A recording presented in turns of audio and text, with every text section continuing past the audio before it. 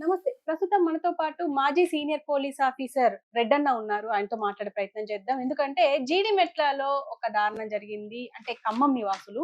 అయితే డీజీ ఆఫీస్‌లో అసిస్టెంట్‌గా వర్క్ చేస్తున్నాడు అనిల్. అక్రమ సంబంధం కోసం సొంత భార్యనే చంపేశారు. కేవలం అంటే ఈ అక్రమ సంబంధం కూడా పెట్టుకున్నది ఈ భార్యతో అక్క. రక్త సంబంధమైన అక్కతోనే అక్రమ సంబంధం పెట్టుకొని ఇప్పుడు అక్క కోసం చెల్లిని చంపేశారు. సో, ప్రస్తుతం దీని గురించి మాట్లాడడానికి మనతో పాటు రెడ్డన్న ఉన్నారు. ఆయనతో మాట్లాడే ప్రయత్నం చేద్దాం. సార్ నమస్తే సార్. నమస్తే. సార్ ఇలాంటివి అక్రమ సంబంధాలు ఎక్కువైపోతున్నాయి. కానీ ఎక్కడెక్కడో వాళ్ళతోనో అక్రమ సంబంధాలు పెట్టుకుంటారు. కానీ ఈ కేస్ చూస్తే, ఈ ఖమ్మంలో జరిగిన కేస్ చూస్తే మాత్రం ఆహ్, అక్క కోసం చెల్లిని చంపేశారు. అంటే అక్రమ సంబంధం అక్కతో చెల్లిని భార్య భార్యని చంపేశారు. ఎలా చూడొచ్చంటారు సార్? ఇద్దరు పిల్లలు కూడా ఉన్నారిప్పుడు. వాళ్ళ పరిస్థితి ఎలా ఉండబోతుందంటారు? చాలా దారుణమైన వ్యవహారం. ఈ అనిల్ అనే అబ్బాయి సీనియర్ అసిస్టెంట్ డీజీపీ ఆఫీస్‌లో పనిచేస్తారు. నేనైతే చూసినట్టు గుర్తులేదు. బహుశా సీనియర్ అసిస్టెంట్ అంటే 15 ఏళ్ళు, 20 ఏళ్ల క్రితం, 15 ఏళ్ల క్రితమో జాయిన్ అయిన అబ్బాయిగా ఉంటాడు. డీజీపీ ఆఫీస్‌లో మరి ఏ సెక్షన్‌లో పనిచేస్తాడో తెలీదు. బట్ ఇంకోటేమిటంటే ఈ అమ్మాయి స స్వాతి అనేటువంటి అమ్మాయి ఈయనకు వదిన. అంటే వేరే ఈయనకంటే ముందు పెళ్ళయింది. ఈయన వైఫ్ ఎవరైతే ఉన్నారో సాహితి. హ్మ్. సాహితిని పెళ్లి చేసుకున్నాడు ఈయన. ఏమో చాలా చక్కగుంటుంది అమ్మాయి ఫోటోలో చూస్తే. తనకి పిల్లలున్నారు. సో, ఇట్లా ఉంటే పెద్దల్లుడు ఆమెని ఏదో హింసిస్తున్నారు. వాళ్ళ వాళ్ళ మధ్య గొడవలయితున్నారంటే, ఈ స్వాతి అమ్మాయి బా మరిది గదా! అప్పుడప్పుడు వచ్చి చెప్పేది ఇట్లా, ఇట్లా జరుగుతోందంటే, ఈయన పోలీస్ డిపార్ట్‌మెంట్‌లో ఉన్నారు గాబట్టి, ఈయనతో పెట్టుకుంటే వాళ్ళ అత్తమామలు గూడా మా అల్లుడు రెండో అల్లుడు మంచోడు పోలీస్ డిపార్ట్‌మెంట్‌లో ఉన్నాడు. ఆయనేదో మొదటి అల్లుడి పైన ఏదో హ్మ్. పోలీస్ స్టేషన్‌లో కేసులేదో పెట్టించి ఆయన్ని భయపెట్టి, సరే ఈ అమ్మాయిని వేధిస్తున్నాడనే ఉద్దేశ్యంతో ఆ విడాకులకు దగ్గరుండి కోర్టుకంతా తిరిగి విడాకులిప్పించాడు. ఓకే. వదినకి. ఈ హ్మ్. స్వాతికి విడాకులిప్పించాడు. సో, విడాకులిప్పించిన దగ్గర నుంచి భార్యకు తెలుసు. తన తన ఇంట్లోకొచ్చేది, ఉండేది, చేసేది. అయితే భర్త తన సొంత అక్కతోనే అక్రమ సంబంధం పెట్టుకుంటాడని తెలీదు. ఈమె ఫస్ట్‌లో ఎంకరేజ్ చేసుంటుంది. మా అక్క గదా! సహాయం చేయండి అని. అత్తమామలు ఎంకరేజ్ చేసినట్టుంది. హ్మ్. తర్వాతేమైంది వాడు ఆ అమ్మాయిని పర్సనల్‌గా ఉంచుకొని చేసి, తన అమ్మాయిని ఇక్కడికి తీసుకొచ్చి హైదరాబాద్‌లో సెపరేట్‌గా పెట్టి, సహజీవనం చేసి, సో, సహజీవనం చేసేటప్పుడు ఏదో ఈ అమ్మాయి వైఫ్ సాహితి ఆమెకి ఎవరికైనా ఉంటుంది కదా! మా అక్కని వదిలిపెట్టి ఆమె బ్రతుకుని ఏదో చాలా సార్లు చెప్తే వినలేదు. దానిపైన తరచూ గొడవలయ్యేది.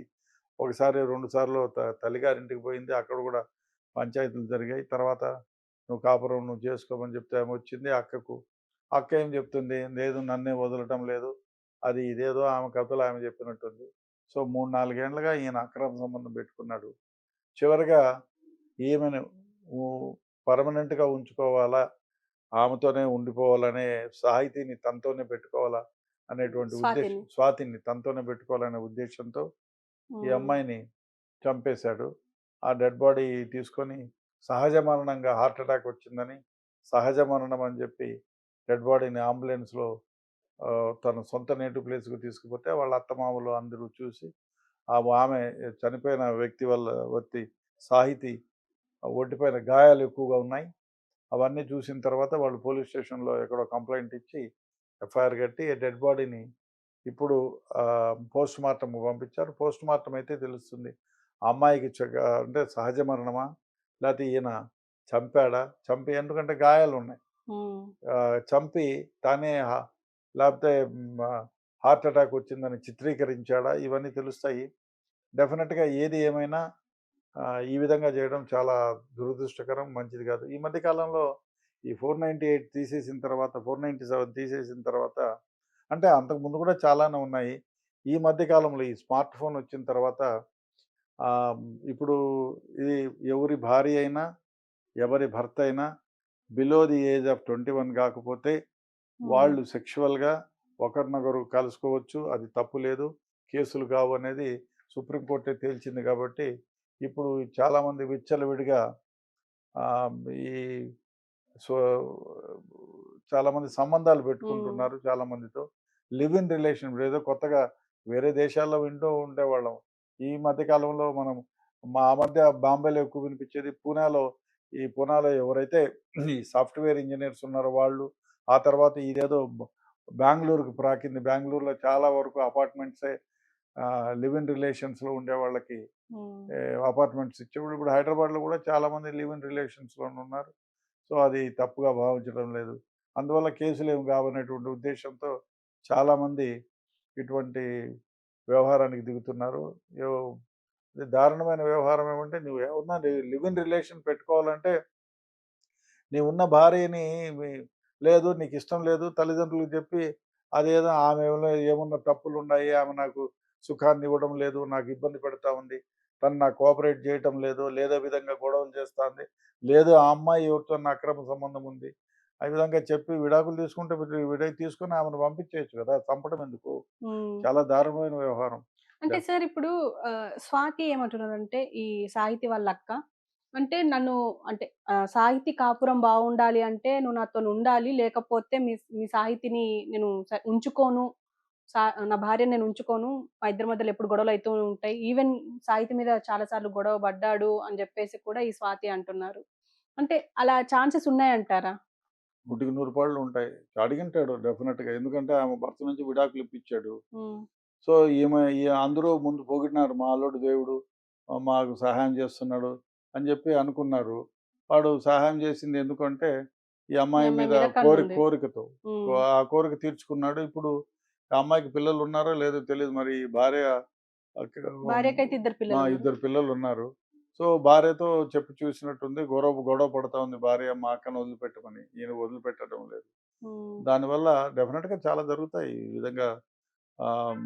చాలానే చూసాం. ఇంత క్రితం గూడా చాలా అంటే మరదళ్ళ మీద పెద్ద పెద్దవాళ్ళే ఉన్నారు. మరదల్ని మీద కన్నేసి మరదలతో సెక్షువల్ రిలేషన్స్ పెట్టుకొని హ్మ్. సొంత వైఫ్‌ని చంపుకున్నోళ్ళు చాలామందే ఉన్నారు. ఓకే. కానీ ఇది వదిన్ రిలేషన్ పెట్టుకొని సొంత భార్యని ఈ విధంగా చేయడం చూడాలి మరి. హ్మ్. చేశాడా? లేదా? రేపు పోస్ట్‌మార్టం వస్తే తెలుస్తుంది మనకి. హ్మ్. పోస్ట్‌మార్టం రిపోర్ట్‌లో. మరి ఆ అమ్మాయి చిన్న అమ్మాయి హార్ట్ అటాక్‌తో చిన్నవాళ్ళు గూడా హార్ట్ అటాక్‌తో చావచ్చు. కానీ వాళ్ళకి హార్ట్ ప్రాబ్లమ్ ఏదన్నా ఉండాలి గదా! ఇద్దరు పిల్లల్ని కాన్పులో తిట్టుకో గ త తట్టుకొని ఆమె పిల్లల్ని ఆహ్, కన్న ఆమె ఊరికనే హార్ట్ అటాక్‌లో చనిపోయిందంటే డెఫినిట్‌గా ఇది ఏదైనా జరిగి ఉంటుందనేది అందరికీ తెలిసిన అనుమానమే. అంటే సార్ ఇప్పుడు వాళ్ళ అంటే ఒక ఆప్షన్ ఉంది. ఈ ఆప్షన్ ఎందుకు మర్చిపోతున్నారు? అంటే విడాకులిచ్చి ఇంకొకళ్ళతోని ఉండిపోవచ్చు అని జెప్పేసి ఈ ఆప్షన్ ఎందుకు మర్చిపోతున్నారంటారు? ఇలా అంటే ఇప్పుడు అది వాడే విడాకులు ఇప్పించాడు గదా! ఆ! తన వదినకి ఇప్పించే అడుగుతున్నాడు గదా! మరి ఆ! వైఫ్‌కి కూడా విడాకులిచ్చేసి విడాకులు ఇచ్చి ఈమెతోని ఉంటే అయిపోయేది ఉండిపోవచ్చు. గదా! ఉండిపోవచ్చు. కానీ కానీ మెంటల్ స్టేటస్ అట్లెందుకుంది వీళ్ళకి అని అంటే జెప్పి. నన్నెవరు గమనించరు. నేను చేసిందంతా దొంగతనం చేసేవాడు గానీ, మర్డర్‌లు చేసేవాళ్ళు గానీ, మానభంగం చేసేవాళ్ళు గానీ ఏమిటంటే, నేను చేసింది రైట్ అని భావిస్తారు. హ్మ్. నన్నెవ్వరు గుర్తించలేరు. నేను కేసు పెట్టినా గుర్తించలేరు. ఇప్పుడు ఆ మధ్య ఒక మిలిటరీ వాడు భార్యను ముక్కలు చేసి ఎవరో ఒక అమ్మాయి కోసం గురుమూర్తి. అమ్మాయికి గురుమూర్తి అని అవును. అమ్మాయే గదా! ఆ అమ్మాయిని ముక్కలు చేసి మళ్ళా నెట్‌లో చూసినాడు.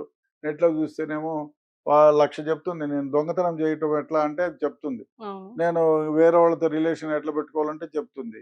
లేదు చనిపోతే వాళ్ళని ఎవిడెన్స్ లేకుండా ఏం చేయాలంటే 10 ఆప్షన్స్ వస్తాయి. ఆ ఆప్షన్స్ ప్రకారం కుక్కర్‌లో పెట్టి ఉడికించి చేశాడు. అదేవిధంగా ఈయన ఏదో చంపేస్తే ఏం బయటికి రాలే. మరి ఏ విధంగా చంపాడనేది డెఫినిట్‌గా బయటికి చూడండి. రావాలి. హ్మ్. నేరం చేసిన ప్రతి ఒక్కళ్ళు అనుకునేదేమంటే, నేను నేరం చేసినా పోలీసులు ఎవరు పీకలేరు. నా మీద కేసు కాదు. నేను హ్యాపీగా మహారాజులాగా ముందులాగా జల్సాగా హ్యాపీగా తిరుగుతాననుకునే ఉద్దేశ్యంతోనే చేస్తాడు. ఓకే. తర్వాత తెలుస్తుంది అయ్యా ప్రతి నేరగాడు నేరస్థలంలో నేరం చేసిన ప్రాంతంలో డెఫినిట్‌గా ఎటువంటి క్లూసో వదులుతాడు. నేరానికి సంబంధించినటువంటి చాలా, చాలా ఎవిడెన్సెస్ అక్కడ ఉంటాయనేది నేర్చుకోవాలా, తెలుసుకోవాలా. అది తెలీదు. It's a principle. హ్మ్. నేరం జరిగిన చోట నేరగాడు ఎటువంటి పరిస్థితుల్లోనైనా ఎవిడెన్స్‌ని వదిలిపోతాడు అనేది చట్టం. అది అది జరిగి తీరుతుంది. ఓకే. అది మర్చిపోయి ఏదోలేని చంపేస్తే ఏం కాదు నోరు మూస్తాను, ముక్కు మూస్తాను ఏమనుకోదని. డెఫినిట్‌గా ఏదైనా అటువంటిది జరిగి ఉంటే రేపు పోస్ట్‌మార్టంలో తెలుస్తుంది. అంటే సార్ ఇప్పుడు ఆహ్ ఎప్పుడైతే ఇప్పుడు గురుమూర్తి కేసు బయటకొచ్చిందో, అతనే నేను చంపేసాను అని జెప్పేసి అతనే బయటకొచ్చాడు. కానీ ఎవిడెన్స్ ఉంటే నన్ను అరెస్ట్ చేసుకోండి అని జెప్పేసి కాలు మీద కాలేసుకొని కూర్చున్నాడు. అలాగే ఇతను కూడా అలా అయ్యుండొచ్చు గదా! అంటే ఎలాంటి ఎవిడెన్స్ లేనప్పుడు నన్నెట్లా అరెస్ట్ చేస్తారు అని జెప్పేసి కూడా ఉంటుంది గదా! ఏమో గురుమూర్తిని అరెస్ట్ చేశారు కదా! అరెస్ట్ మాత్రమే చేశారు. అంటే అతన్ని ప్రూవ్ చేయలేకపోయారు గదా! చేస్తారు, అతనే పోయిలేక చేసింది. ఏం లేదు. ఇప్పుడు కోర్టులో చార్జ్ షీట్ చేస్తున్నారు. ప్రూవ్ ఎందుకు చేయలేదు? చేస్తున్నారు. హ్మ్. ఎందుకంటే ఆ అమ్మాయి టిష్యూస్, డెడ్ బాడీలో ఉన్న టిష్యూస్ వాని బట్టల మీద ఉన్నాయి, చేతుల పైన ఉన్నాయి.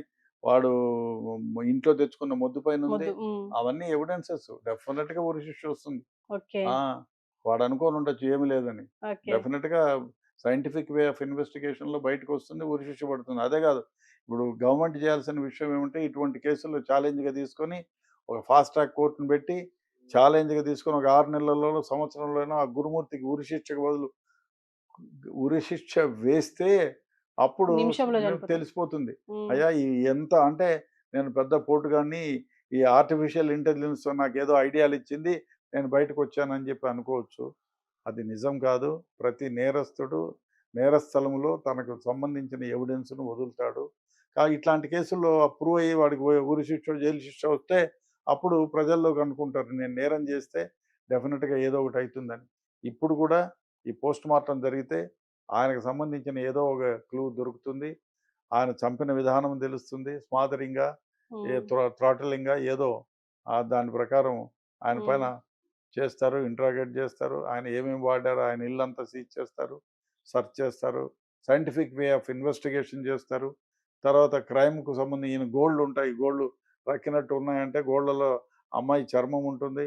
అదే ఒకడు కొరికినట్టుంటే పళ్ళ ఘాట్లుంటాయి. ప్రింట్స్ ఉంటాయి. ఆ అమ్మాయి స్ట్రగుల్ చేసుంటే అదంతా ఉంటుంది. హ్మ్. అవన్నీ స్మాదరింగ్ చేసుంటే కూడా ఉంటుంది. కాబట్టి అంత ఈజీగా తప్పించుకోవడానికి వీల్లేదు. బహుశా హార్ట్ అటాక్ నిజంగానే వచ్చి ఉంటే పోస్ట్‌మార్టంలో తప్పించుకోవడం తెలిపోతుంది. సరిపోతుంది. అంతే. అంతే. సో, చూసారు గదా!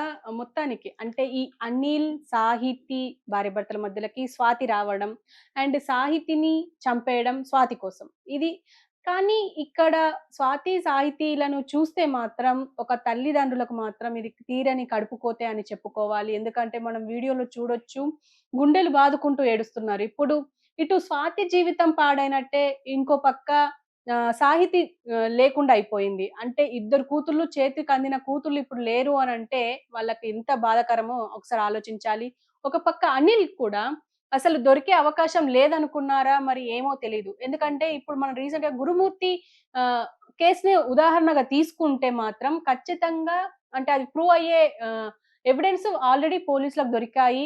అంటే ఏ ఎవిడెన్స్ లేకుండా నేను చేశాను అని జెప్పేసి గురుమూర్తి అనుకున్నాడు. కానీ ఇప్పుడు ప్రస్తుతం దానికి సంబంధించిన గురుమూర్తికి సంబంధించిన ప్రతి ఎవిడెన్స్ ఇప్పుడు పోలీసుల దగ్గరుంది. అలాగే ఇప్పుడు ఈ అనిల్‌కి సంబంధించి కూడా ఇప్పుడు ఈ సాహితిని ఎలా చంపారు అనేది ఇప్పుడు పోస్ట్‌మార్టంలో తేలకపోతే మళ్ళీ ఇంకా వేరే ఇన్వెస్టిగేషన్ అయితే అయినా చేసి ఇప్పుడు ప్రూవ్ చేసే అవకాశం ఉంటుంది గాబట్టి, ఇలాంటివి చేసే ముందు ఒక ఆప్షన్ అనేది ఉంటుంది. అంటే ఈ అక్రమ సంబంధాలలోకి వెళ్ళాలి అనుకున్నప్పుడు ఇంకో ఆప్షన్ ఉన్నప్పుడు ఆ ఆప్షన్ ఎందుకు యూజ్ చేసుకోవట్లేదు? ఎందుకంటే ప్రతిసారి ఇప్పుడు తెలంగాణలోనే గాదు, అటు నార్త్‌లో జూసుకున్నా, ఇటు సౌత్ ఇండియాలో జూసుకున్నా కూడా మొత్తానికి ఈ అక్రమ సంబంధాలు పెరిగిపోతున్నాయి. కానీ చంపడం ఒకటే మార్గం గాదు.